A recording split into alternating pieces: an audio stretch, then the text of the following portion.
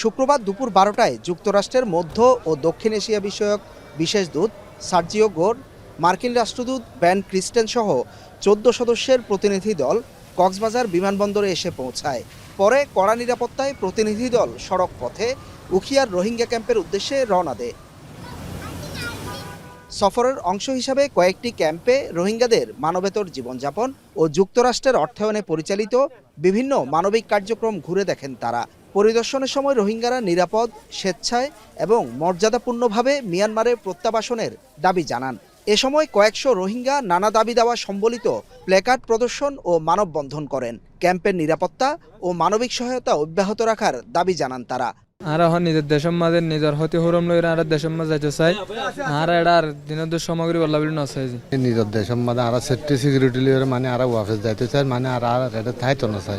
এ সময় রোহিঙ্গা নেতারা ক্ষোভ প্রকাশ করে বলেন, দীর্ঘ সময় বিভিন্ন দেশের প্রতিনিধি দল আসলেও প্রত্যাবাসন শুরু করা সম্ভব হয়নি। আঞ্চলিক ও বৈশ্বিক শক্তিগুলো মিয়ানমারকে রাজি করাতে না পারা ব্যর্থতা বলছেন তারা।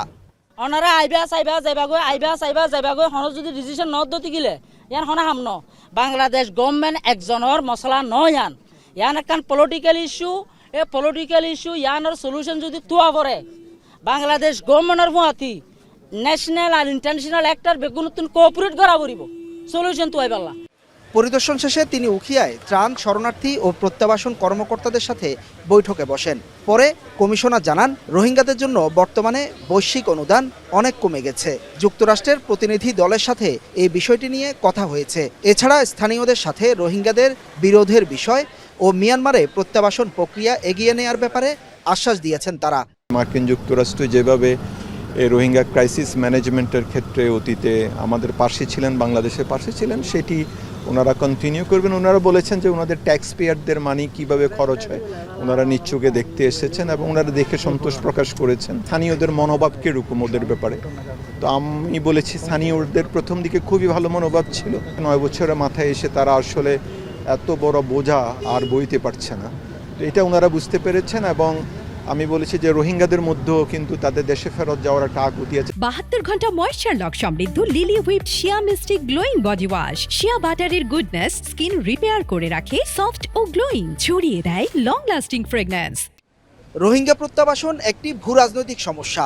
এ সমস্যা নিয়ে দীর্ঘদিন সক্রিয়ভাবে কাজ করছে মার্কিন যুক্তরাষ্ট্র। তাই মার্কিন প্রশাসনের আস্থাভাজন সার্জিও গোরের এ সফর গুরুত্বপূর্ণ ভূমিকা রাখবে বলে মনে করেন সংশ্লিষ্টরা। শিশু, বৃদ্ধ কিংবা নারীসহ প্রায় 13 লাখ রোহিঙ্গা এই রোহিঙ্গা ক্যাম্পগুলোতে গত 9 বছর কাঁটাতারের মধ্যে বন্দি জীবন কাটাচ্ছেন। এর মধ্যে অসংখ্য প্রতিনিধি দল আসতে গেছে, কিন্তু তাদের যে প্রত্যাবাসনের স্বপ্ন সেটি পূরণ হয়নি। রোহিঙ্গা নেতারা বলছেন, এই প্রত্যাবাসনটি বাস্তবায়ন করতে গেলে বাংলাদেশের দ্বিপাক্ষিক সম্পর্ক মিয়ানমারের সাথে যেমন জোরদার করতে হবে, তেমনি আন্তর্জাতিক যে শক্তি, সেই শক্তিগুলো মিয়ানমারকে কার্যকর চাপ প্রয়োগ করতে হবে। হুসাইন জিয়াদ, এখন কক্সবাজার।